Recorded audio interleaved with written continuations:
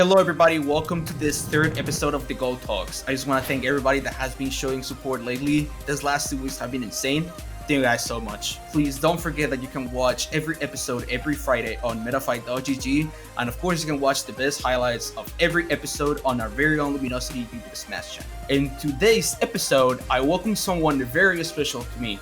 One of my best friends, one of the best players in my whole country, in my whole region, top 5 to be more specific, and also the second place of one of the majors of this year. Let's welcome the best Incinero in the world, Skyjay. Thanks a lot, Leo. It's a pleasure being here. Thanks a lot for the invitation.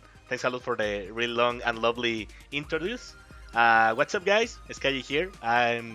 This is gonna be really fun. This is gonna be really interesting, and I hope we have a really good episode. Let's do it, my friend. So I guess my first question is, how have things been lately? Of course, we fought each other, we played each other at Smash Factor, but I would like to talk a little bit about your recent results. Okay, and in Smash Factor, I felt like really good because for me it was showing consistency. Because in my bracket, I really didn't lose a game against anyone, until I arrived to you. And even we had it was a trio. I think our games were kind of really close if I remember correctly.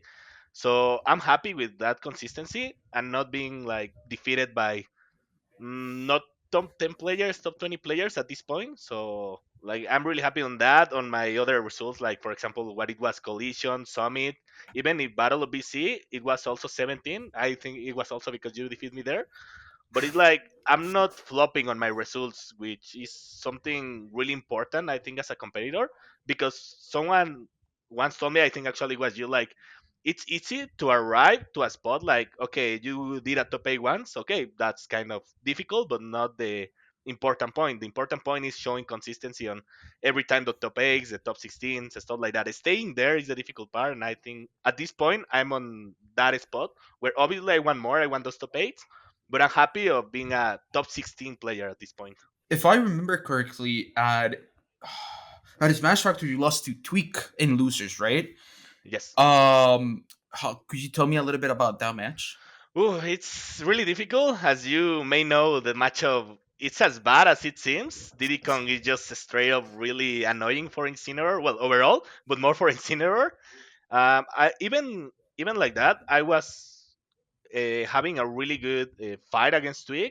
I think it was every time the same last talk, last hit situation. On second game, I actually SD at 0, so I'm mad about that. But I was happy of the fact that I'm deconstructing the match, not only about Diddycon but about Twig.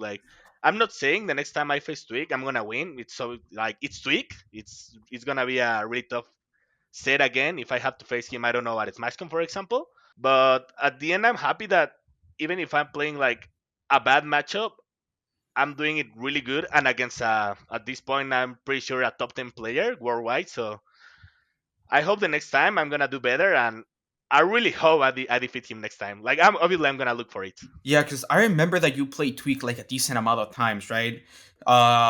So it's kind of weird seeing you always going back and forth against Tweak, and even you mentioned that even though you kind of you didn't take a game, it was still really close games, and you kind of still figuring out the Diddy Kong matchup, because yeah, it seems that hard. It looks it actually is that hard, and it looks hard. I'm sorry for you, bro, but what's the plan coming up to Tweak next? You got any strategies you've been starting the matchup? Yeah, totally. I have been studying from Summit that we went game 5, and this trio I have been studying since Smash Factor. My next game plan against him, if I have to face him again, I think it's gonna be play my game, because it sounds kind of funny, but at the end, you obviously understand that the fact that sometimes you are playing against someone and you just forget what you were supposed to do on the matchup and just start doing autopilot things. I think there were key moments where I faced him, or where I have faced him, that I forget what I have to do and I just play in autopilot. So my next game plan is gonna be like that, focusing on what I have to do, not being afraid of stuff, because every time I wasn't afraid of doing something, just running into him in a smart way and not afraid of anything. I was actually taking a lot of damage, well, making a lot of damage, taking the stocks, stuff like that. And in the moments that I can see, I was being afraid, those little moments, he took a lot of damage, he took stocks, stuff like that. So the next time I face him, my idea is gonna be like the same. I have to be against every other player. Normally I do. It's like going with everything, no regrets, and calm down. But at the moment I have to, I'm gonna be like as aggressive as possible. Yeah, you're gonna turn the fire. That sounds like an Skyjay plan. Like I know you Totally. play Sun. That sounds like a Skyjay plan. I respect that, and I know it's gonna work. But now let's talk about the other part, which is funny because you mentioned that you lost to me in your last two tournaments. So I guess I want to hear about your perspective on those matches. I think I learned a lot about playing like against our top players here, like Sparrow and you, because you are teaching me every time we face like patience, and the same I told you against Twig is like the moment I have to hit hard, because if let you a little bit those little openings, you take a lot of damage, or you take a lot of, or you take the stocks even. Because I remember our first game, I took a stock at 40, and I was like, okay, okay, just continue like this. But I don't know in what moment it just roller coaster like for you, and you just had Arsene and you took the second, then the third stock like in a blink of an eye. The thing is that I love the fact that we are actually playing in that our neutral, like playing each other is actually really clean. And when we have to, we are taking like the stocks as fast as possible.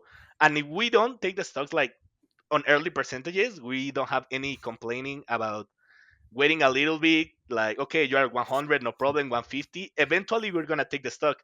But at the same time, it's annoying for me at certain point, because I'm happy that we were back and forth, even if it was a trio, because I am facing, like, against you, one of the best players on the world. And I'm not doing like, okay, trio, nine stock. It was like a trio, but last stock, last hit every time. I'm happy about that, but I'm also kind of mad with myself, because it was like a couple decisions I could have done better, that I already watched the set again, and I'm like, why am I doing this, or why did I do that? And those little decisions could have been like 1-0, 2-0, 2-1, 3-1 for me. I don't know, stuff like that. So, like, I'm happy again of being able to face you like that, but it's annoying, or sometimes I'm really mad at me in a good way, also like in a learning way, that I'm so close to maybe defeating you or to your level, but at the same time, it's a little big step. I get it. It's like the last part, but like that last part is like big. Yeah, Like I mean, like just talk a little bit about my perspective. You're one of those players that I'm like. I mean, I know we never like really played each other in tournaments beside like some friendlies like before Battle of BC. But I'm not gonna lie. Like yeah, you're one of those players that I'm like low key scared of fighting. Like I don't know. I guess you're just good. Like I've seen the stuff you do. I've seen your sets against the Spark Coalition. I know. Like I know I'm gonna try hard to be you. I'm So glad to it's hear pretty that. cool. I also enjoyed the matches. I also enjoyed the Same. matches. It feels like our games becomes really like up close range, and like we're just trying to like hit each other and react to those like options. It's great. I love playing like that. Same. Whoa, Skyjay. I'm pretty sure you remember that day, but Coalition. You're like best tournament run like until now. It was a few months ago, but I'm like, I mean, it's still fresh. And like, Totally. dude, yeah, like, what did you learn from it? What did you carry over that tournament? It was a really curious situation, because Collision was just right after Genesis. And if you don't remember, my Genesis run was like I went 2-2, bro. Like I went like 97. It's like my worst result in years. Not even in my first major, I went that bad for me for my results. So I was kind of scared, afraid at the start of the tournament, because I didn't wanna make the same result or even a worse result at the moment. And I had a really hard run on ahead. Like when they pull out the bracket, I was like, bro, since Mystery, I remember I saw Mystery, and I was like, bro, this dude, the last time we faced on Wi-Fi bracket, even if it's Wi-Fi, he kicked my ass. And then we have the this in bracket, and I'm like really nervous. But at certain point, not even in the bracket, I think it was like one day before, I just thought about like my other runs, and the most important one before Collision, it was Reta on the last year. And I remember like that tournament, I was really calmed down. Like, okay, if I have to go like 05, because I was about to go 05 on that tournament, if I have to go 05, I'm gonna do it, but I'm gonna play the best of me. And then I realized that I have to play like that every time, and I did it on Collision. I was like, okay, I'm gonna do my best, and if I have to lose, I'm gonna lose because my opponent was better than me, not Mhm. because I was afraid of him. And that was really really important for me, not only on the bracket, like on Collision, on overall my other brackets, because just by that thinking, that mentality, I was able to pull out the 2-3-0, because it was all best of 5, if I remember correctly. So I was Yes. like 3-0, 3-0, 3-0. Then I faced Mystery, and I remember like starting, okay, let's just do this. And then I 3-0 him also. And I was like, bro, okay, was I that good at the matchup, or he wasn't that good at the matchup, or I don't know what happened. I just set my fire up and start doing my thing. And then I remember the next day was like, okay, this is gonna be tough because I have the boss, which Rosalina Luma was really difficult for. Well, it's really difficult for Incinero, and even if I was able to pull that offset, I had like a really tough bracket ahead of me. But I was so much into doing my thing, and I really wanted that summit spot because I saw a bracket and I was like, okay, this is difficult, but I want to be on the last summit. I want to be with Sparrow and you on the last summit. That was one of my most important like thinkings on those days. And it was the last summit, and I was the only Mexican that traveled with you guys that haven't been on And a summit. So it was like, bro, I don't want to end like that, you know? and funny enough, you were the highest placing Mexican at that summit as well.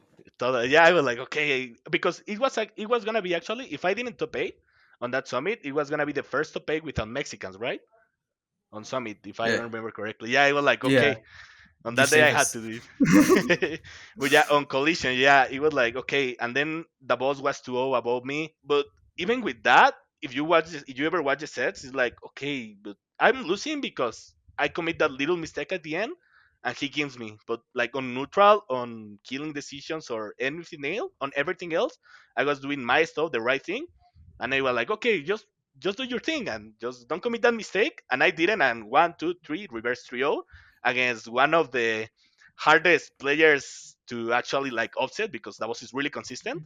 Plus the fact that it's like it drains your mentality playing against the boss and against those kind of matchups where you have to wait your opponent to actually do something. And then the rest, the rest is like I 3-1 Meister, one of my bracket demons on those days. Then I have to face Sparrow, if I'm not mistaken. Yeah, it was Meister and then Sparrow. Sparrow, which had a record of 5-0 over me. But I really wanted to enter that to pay. And then I remember also because it was like I have to face Spargo, but before Spargo it was Lima Twig. And I was like, okay, if I defeat Spargo, Twig is all obviously gonna be a really, really hard set. And then I remember Lima defeating Twig. And I was like, okay, Lima is also really difficult to beat, but I'd rather face a million times Bayonetta than Diddy Kong. Then 100%. Then I defeated Sparrow, and I'm like, bro, I'm so into winners final. If I just like, I know to play against Valle. Just do your thing, and then winners final. Kazuya, Kazuya was the thing. I didn't know the matchup. Like, even if I was able to play Nito before, playing Kazuya, Reels Kazuya is different, and it was like really hard. The fact that he actually didn't drop a combo on me, and I lost that losers final. I defeated Sparrow again. I was also really nervous because I know Sparrow really wanted to defeat me on losers final also. And Sparrow is those kind of players that if you defeat on winners, on losers he's gonna go like even more try hard.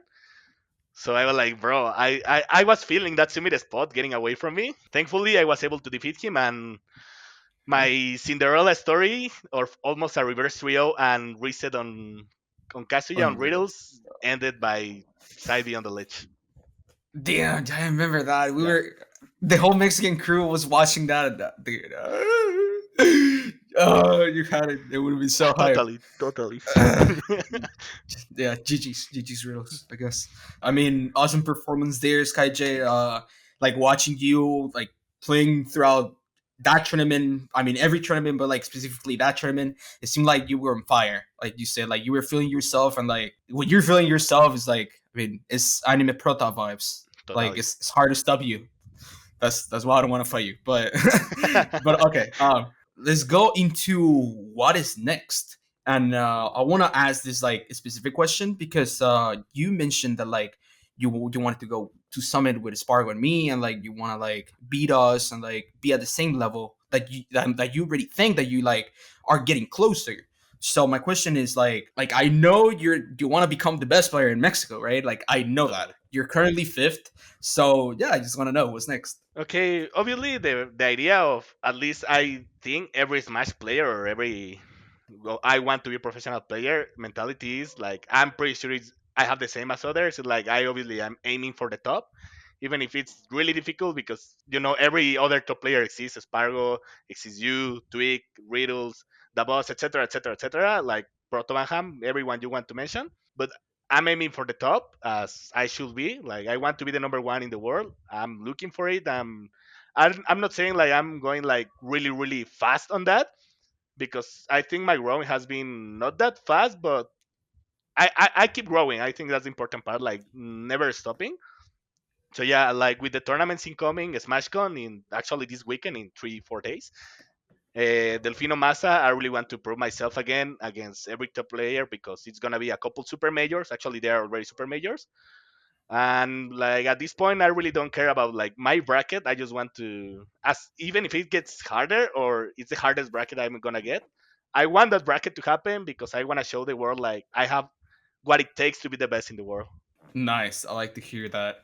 We're gonna be looking at the Skyjay run this weekend, Totally. like 100%. So good luck. I guess we're gonna talk about a little bit about SmashCon. Tell me a little bit about your bracket. If it stays the way it is right now, I'm pretty sure it's gonna be because I think today is gonna close the request. My bracket until top 128 should not be problematic. I made a search for a couple of players and one like my getting out of pools phase one. It's a snake and the snake matchup is like no problem. Yeah, like I really consider Incinero is really good at that matchup, and then I have Alan this practice, so like that's cool. It's not on the batch, but I'm really sure of myself. The hard thing starts of top 64. I'm pretty sure because I have to face Syrup, and I don't know if I'm pretty sure he's gonna go like at this point Steve. I don't know if his nest is still alive, but I'm pretty sure he's gonna go Steve. So I feel good on that matchup, but the thing is that it's always Steve. It's like you may know Kazuya, but you can always hit Kazuya. You know Steve, but you're always may get into a forward smash diamond and up tilt stuff like that. But if I play correctly, I feel good on that. I'm really kind of worried about the next one. Not gonna lie, because it's Big D and Big D exactly luminosity and Shout outs to LG. Shout outs to Luminosity Gaming. every time. And yeah, I'm worried because the last time we faced it was on Ludwig a year ago actually, and he actually like he demonstrated me that I really don't know didn't know the matchup those days. I'm pretty sure I have gotten way better at this point, so I know I can beat him. But it's still that he beat me last time, so this little thing on your mind that set it up like you haven't Yeah. defeated him, he defeated you last time. You may be good enough at this point, but you don't know it. You just know that he defeated you last time. Yeah. And if I'm able to defeat him, I really want to defeat him because next my opponent on top 32 will be Akola. So the last time the same Summit trio me, I really felt that it was like for stuff, for little Steve things that I should have dodged, evade, stuff like that.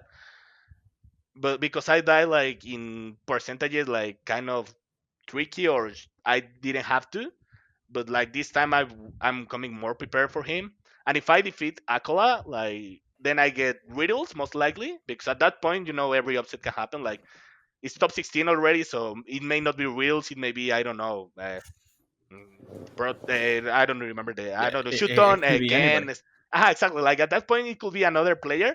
Those seedings are like, okay, yeah, real seed seed 8, but he can get defeated by seed 9. So it's Yeah. actually not that upset. So yeah, it would be most likely riddles, which I'm really, really good with that. Like if my top 8 qualifier is riddles, I'm so happy about it. I'm really good at the matchup. I don't know if he's gonna go Terry or Kazuya. Either way, FGC characters against Incineroar, good enough. And I Nice. really don't remember then my on winner semis or finals. It will be obviously finals. It's supposed to be Spargo or Sonics. Semis, it could be Mija. Actually, that could be good for me. Like, I Oh really yeah. know what, bro. If I arrive, bro, yeah, if I defeat Big D, I feel like I have a really good on arriving, like actually arriving winners finals. Let's go, man. I Yeah. want to see it. Good luck. Thanks a lot. I'm cheering for you. Yeah. That bracket run looks like low-key hard. Very, very Yeah. good players. But man, like ISIS is good Ice luck with the climbers. ISIS. Is I know. Like um that's the one I'm most worried about. Like not even Acola. With Acola, I know how to bait a steep, but with Ice climbers, it's like, bro, who plays Ice climbers? Like, how did you get that experience? they're like you get no practice. It's Yeah, painful. yeah. I'm pretty sure you will figure something out for the matchup, bro. Incinero is the kind of character that, like, well, people used to think he wasn't that good until, of course, you came to the US and, like, destroyed everybody, got Signal Collision, and now you see people even saying that, like, Incinero is, like, unfair, and, like, they even make memes that, like, oh, side B takes, like, 50% revenge, blah, blah, blah. How's the Incinero meta game right now? I think it's in a really good spot, but it's still a little bit tricky because a lot of characters in the meta they are actually still really good against him. Like I don't know, for example, the same Diddy Kong, the same I don't know other top tiers, the Joker, for example, Pyramidra, because yeah, Incineroar is really good, has really good tools. I don't feel like he has like really hard minus twos besides I don't know Min or Zero Switch Samus, but I feel like in this point, Incineroar or me is in a really good spot for facing almost every other character or player. Obviously, like bracket luck is it's always something someone is gonna be grateful. But even if my in my worst brackets, I think Incineroar has really good tools like revenge and side B, like he's neutral. Like even if people is like, oh, just gank him. At this part of the meta game, you should know Incineroar is not like, oh, just put him off stage. No, like it Mm, really doesn't work like that anymore, bro. Like that patch was at the 1.0 and we are on I don't know 14 at this point, so yeah. it's not that easy to gimp him. Like, and if you're gimping Incineroar easily, it's because the Incineroar is not recovering correctly. But at this point, Incineroar is really hard to punish on the recovery. And if you punish him incorrectly, you die at zero, Lima. But yeah, and overall, like his all of his other tools besides the speed, like the speed, I think is like really hard on him. I think Mm, that's the only bad point about him. Like it's a really strong point. That's the bad thing, but overall, is the only one. His neutral is really good. His neutrals overall, his specials, like he may be kind of laggy, but his frame data, his startups. If you play him like on reaction or on really good rates, he gets so much. As you just said, like side B with revenge, 50, 70%. If I just get that little opening, I'm gonna put that even. I'm gonna put on a big advantage, or I'm already winning a game because I grab you at 30 on the ledge. So yeah, like you cannot talk about Incineroar with those tools and calling him a low tier. At this point. yeah, like a bad character. Like now that you mentioned Revenge, I feel like Revenge is like really what makes Incinerator like so different from like other slow characters. Because like take for example Byleth or like I don't know, like heavy characters like King DDD. Like they might have like a range, maybe projectiles and like like range, but they don't really have like the counter, which is like what makes Incineroar so good at like. I mean, of course, being slow is a bad thing as an Incineroar player, but the counter makes like a big difference because like.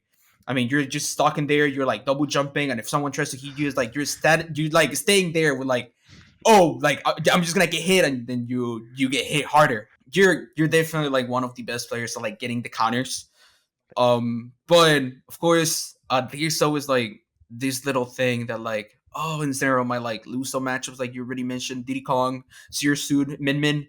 So you like thinking a secondary for those matchups? To be honest, no. Maybe at certain point, like on all these years, I have been lucky to not face a min on bracket ever because I have avoided Peckham. The closest one was Justice on Battle of BC, but thankfully Peru was able to defeat Justice, so I didn't get to face him. I was really worried. I was. But if I ever have to face Min, I'm pretty sure I'm gonna go game one with Incineroar. Obviously, like I have to test that like on bracket on actual bracket. If I really see like I don't have like options, I don't have a way to get in that the speed is really something. I'm pretty sure I could go something like for example DK, like You guys already see my DK on Collision. Obviously, it was like against Pockets, so other players. But I felt like my DK is kind of actually good. It's not the big thing. I will not use it like for really bad matchups. I just want him to be fast enough to actually arrive in mid, put her off stage with the cargo throw or a backer chain and stuff like that. I just need like him to work as DK should work, not doing something extremely special, and that way with just my neutral and those little great things I know about DK, because I actually know stuff like, for example, Ding Dong. It's kind of easy, but it's something like not every DK does, like not every pocket DK has. So my DK is actually really good, but I haven't used him because on brackets it's I really think it's DK is really bad. Like I really think he's like low tier. He has really bad matchups, stuff like that. But if I ever get to face a min with Sarah with Samus and for example the other character Didicon, I think Incinero is like good enough for them. You just need to be patient enough. But on min, I think I will go game one Incinero, game two. Well, besides game two, I'm pretty sure I will go DK, do the normal DK stuff, and hope for the best. Dude. Oh, Min Min is so is that pain. Like I for slow know. characters. Yeah, you know, you It's know. Like, yeah, I know. Min Min is that one character that like if you're slow, you just cannot deal with. Like you can't approach. and I'm the I know that slowest, feeling. bro. I'm the slowest. Yeah, and like you don't even jump that high like other characters. It's just like if you counter, you immediately get hit by the other Yeah, arm. that's Like so. no, I hate that. yeah, Loki. I mean, Min Min. I hate Min Min. We all hate Min Min. We We can hate agree Min. that fuck Min Min. 100% every time, every day, every week. Thank you guys so much for watching this episode. Please don't forget that we will see each other at Metafy.gg next week.